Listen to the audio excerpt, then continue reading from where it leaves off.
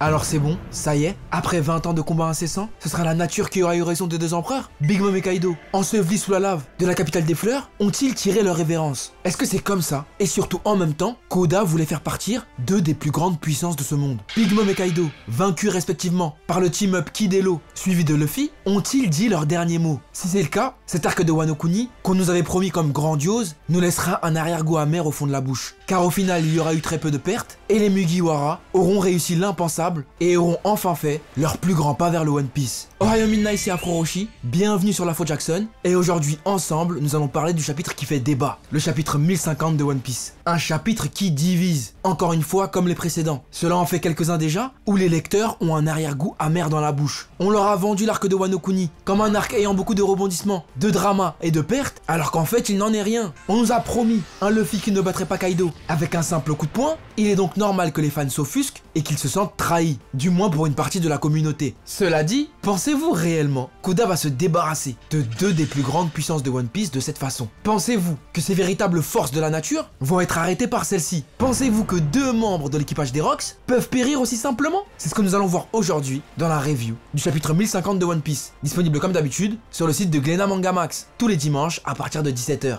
D'ailleurs, un grand merci aux éditions Glénat qui m'ont dernièrement envoyé les box collector 1 et 2 de One Piece, contenant les tomes 1 à 23 de la série, soit les arcs East Blue et Alabasta. Le coffret 1 est déjà disponible dans des magasins tels que la Fnac, et le coffret 2, qui est le coffret Alabasta, sera disponible en juin dans toutes vos librairies. N'hésitez pas si vous êtes intéressé à vous le procurer. En tout cas, je vais pouvoir reprendre One Piece du début, et ça fait plaisir. Un grand merci à Glénat et un gros big up à Samir. Et sur ces mots, place au chapitre 1050, intitulé Honneur. On continue encore notre aventure sur l'île Whole Cake en introduction, avec la confirmation des personnages de Ichiji et Reiju qui sont bel et bien venus sauver Yonji et Niji. Pour tous ceux qui doutaient, qui pensaient que c'était Barbe Noire, eh bien là, c'est clair. Profitant de l'absence de Big Mom et d'une partie de son équipage pour attaquer Whole Cake, ces derniers sont venus récupérer leur frère. Mais la question est la suivante, on sait que Reiju a des sentiments, mais pour Ichiji, qu'en est-il réellement? Est-ce qu'il le fait par devoir ou parce que Jaji l'a forcé? Ou bien entre-temps, le père Vinsmoke a pu débloquer une option sentiment dans le gène de ses enfants? Telle est la question. Mais en tout cas, à l'avenir, je ne pense pas qu'Oda mettra en scène un personnage aussi important que Barbe Noire dans une simple mini-aventure, sachant que ce dernier s'est mis en route pour récupérer un fruit du démon. Gardez cela en tête. De grandes choses sont en train de se préparer dans le monde de One Piece et nous ne sommes absolument pas prêts pour leurs répercussions.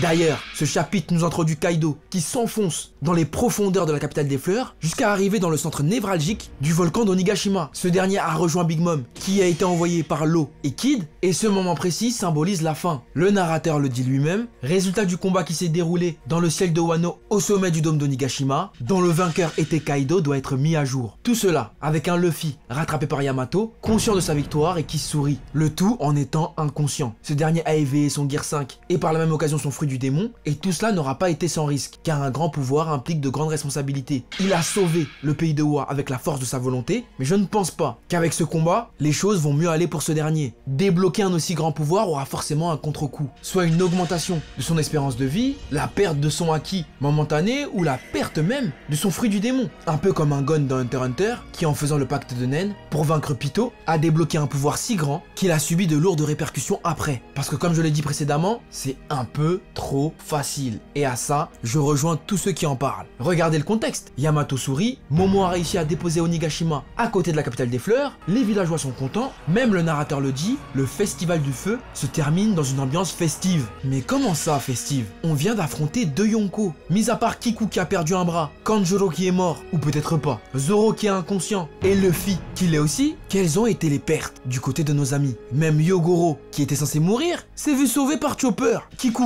pourra survivre avec un bras en moins. Rendez-vous compte, on a eu affaire à une bataille qui opposait un équipage d'empereurs avec des samouraïs en sous-effectif. Et ils viennent de gagner. Ils viennent là de libérer Wano Kuni, poussant même à nous rappeler le fameux flashback de Yasue, qui lui aussi, tout comme Oden, a parié sur le futur, en donnant sa vie pour le pays de Wa. fois. Il s'est même sacrifié pour endurer la même souffrance que sa fille en mangeant lui aussi ce fameux smile qui le poussait à rire sans cesse. On nous l'avait dit, on y était préparé. Ce sont les enfants qui représentent le futur et à qui on doit transmettre les bonnes valeurs pour qu'ils puissent les perpétuer. Otoko, tout comme Otama et Momonosuke, représentent le futur de Wano Kuni. Et ce sont eux qui vont faire que le pays va s'élever encore plus haut qu'il ne l'a été auparavant. Et la moindre des choses, pour toutes ces personnes qui se sont sacrifiées pour que ce pays soit libéré, c'est de juste les remercier, comme l'a fait Otoko en remerciant son papa. Et même si la capitale des fleurs ne fut pas la première au courant, c'est les soldats d'Onigashima qui apprendront la nouvelle en premier. Nouvelle propagée par Nekomamushi qui annoncera que Kaido a été envoyé 6 pieds sous terre par Luffy, qu'Onigashima a été protégé par Momonosuke et qu'ils sont les grands vainqueurs de cette guerre. Tous les soldats du pays de Oa, enfermés à Udon, peuvent enfin voir la lumière au bout du tunnel. Ces derniers, grâce aux Mugiwara et l'alliance qu'ils ont formée avec eux, ont pu voir leur pays libéré, étant même surpris de se rendre compte que le grand dragon qu'ils avaient vu monter sur le toit d'Onigashima n'était autre que leur général. La guerre pour venger Oden est terminée et même Apu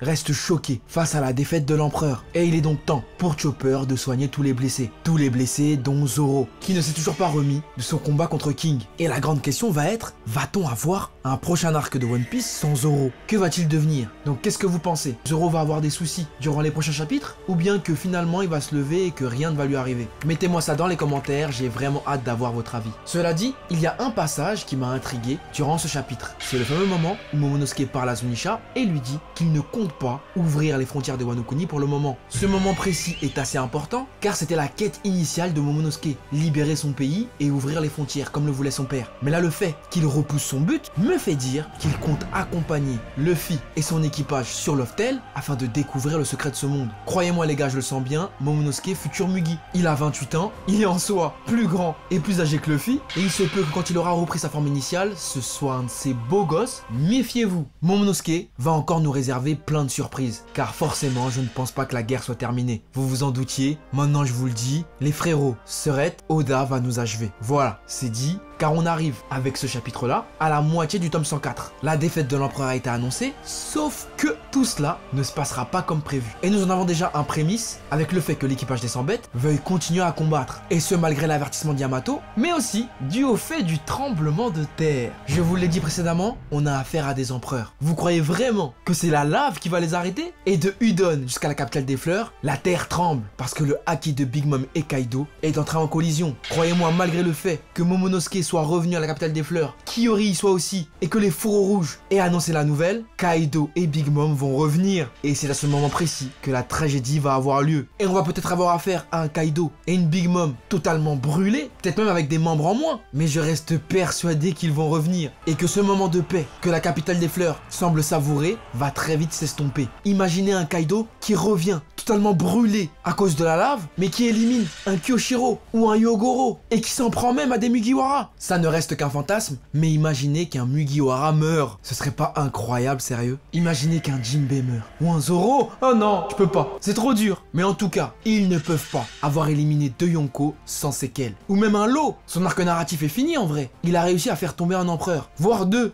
Que lui reste-t-il? La quête du One Piece? Je ne sais pas. En tout cas, tenez-vous prêts, car la bataille de Wano Kuni semble loin d'être terminée. Et si elle est terminée maintenant, ce sera vraiment triste pour la suite. D'ailleurs, donnez-moi votre avis. Pensez-vous qu'elle est terminée? Et c'est ainsi que se clôture la review de ce chapitre 1050 de One Piece. Est-ce que vous l'avez apprécié? Est-ce que vous avez kiffé ou non? C'est votre moment. N'hésitez pas à me suivre aussi sur ma chaîne Twitch. Ce soir, nous allons parler de One Piece. Et à me suivre sur mon Instagram pour ne louper aucune information concernant les vidéos. Activez la cloche. Et quant à moi, je vous dis à très bientôt sur l'Afro Jackson.